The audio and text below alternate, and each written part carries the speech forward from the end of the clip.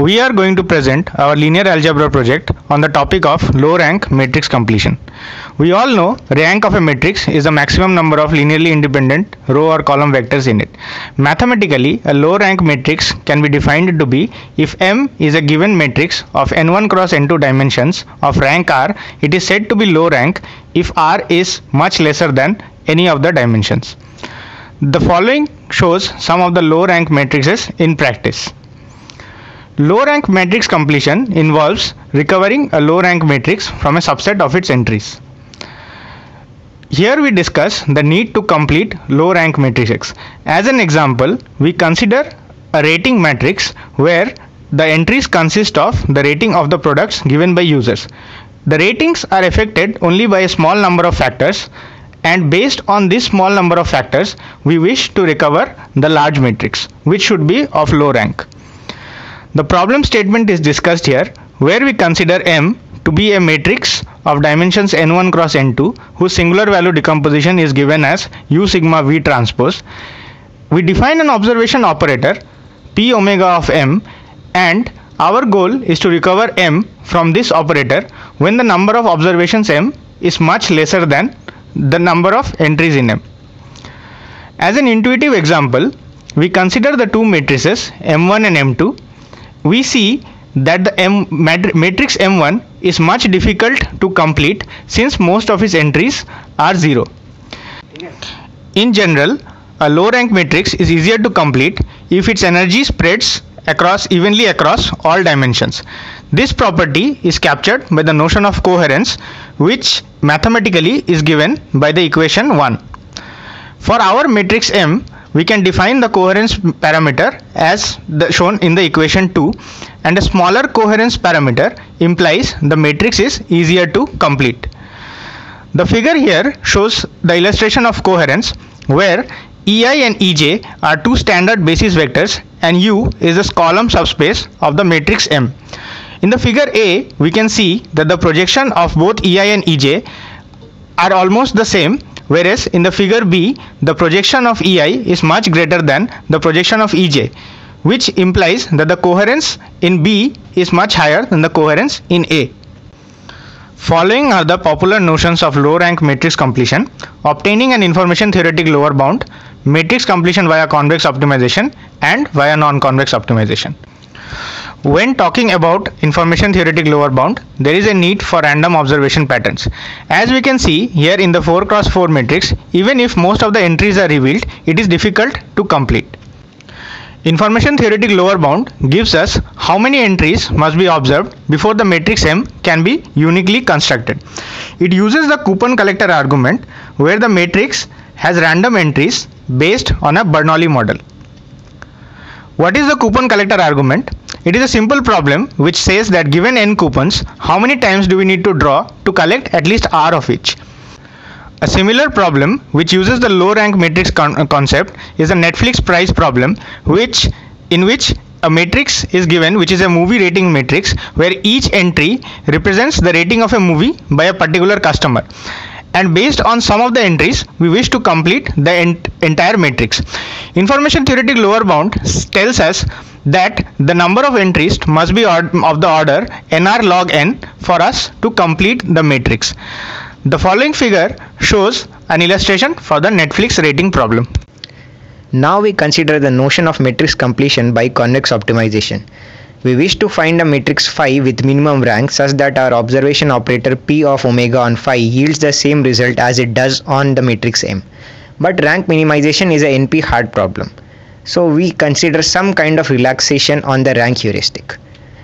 Here we introduce nuclear norm, which is nothing but the sum of all the singular values of the matrix. We know that rank of a matrix is equivalently given by the number of non-zero singular values it has. We consider this nuclear norm because it is the tightest possible convex relaxation of the rank constraint. Now, instead of solving equation 3, we would like to solve equation 5, where the constraint has been moved from rank to the minimum nuclear norm. This is a desirable thing because nuclear norm can be represented as a solution to semi-definite program given in equation 6. Equation 6 can be efficiently solved in polynomial time and does not require any knowledge of rank a priori.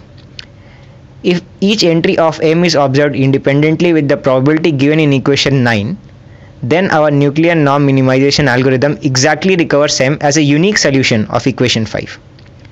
When both the coherence parameter mu and rank R are much smaller than n, we can recover a low rank matrix even when the proportion of observations is very small.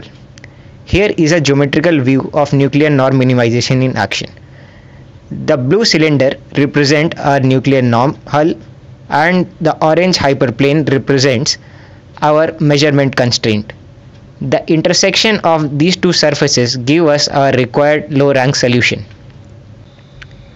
Although the solution to low rank matrix completion by nuclear norm minimization seems like a very elegant solution, but the computational and memory complexities are still very high for large scale problems.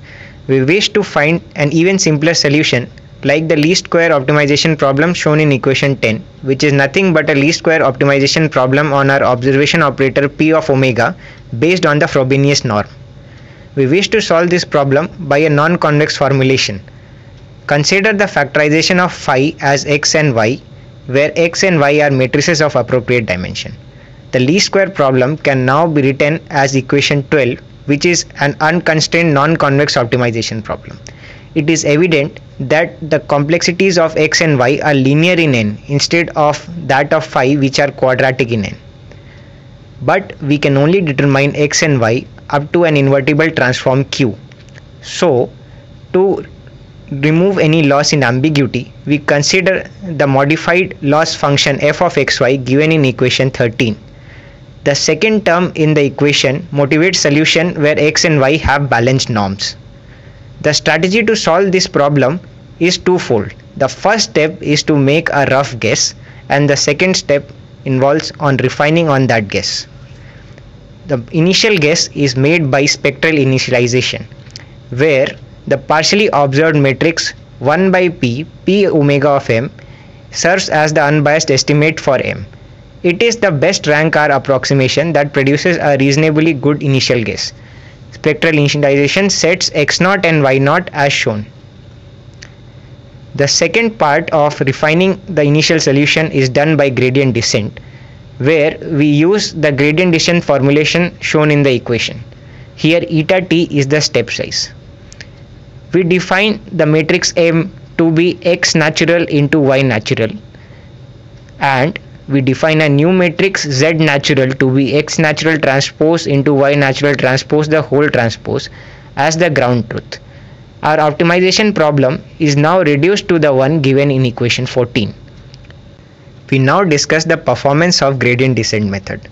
As soon as the number of measurements is on the order of mu cube r cube n log cube n, gradient descent converges as a geometric rate. To reach some epsilon accuracy, gradient descent requires on an order of log of 1 by epsilon iterations. The number of iterations is independent of the problem size, and cost per iteration is also low. So computational complexity.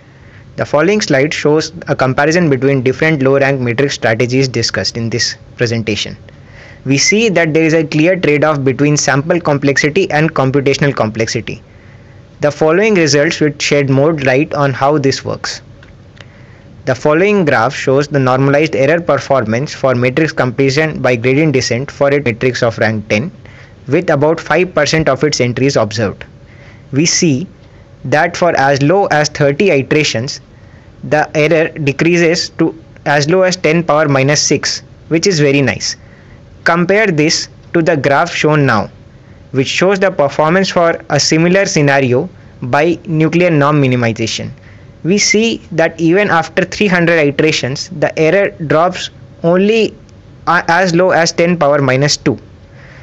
So we can clearly conclude that gradient descent is a superior method for low rank matrix completion, but it comes at a cost of higher sampler complexity. On this note, we conclude our presentation. Thank you.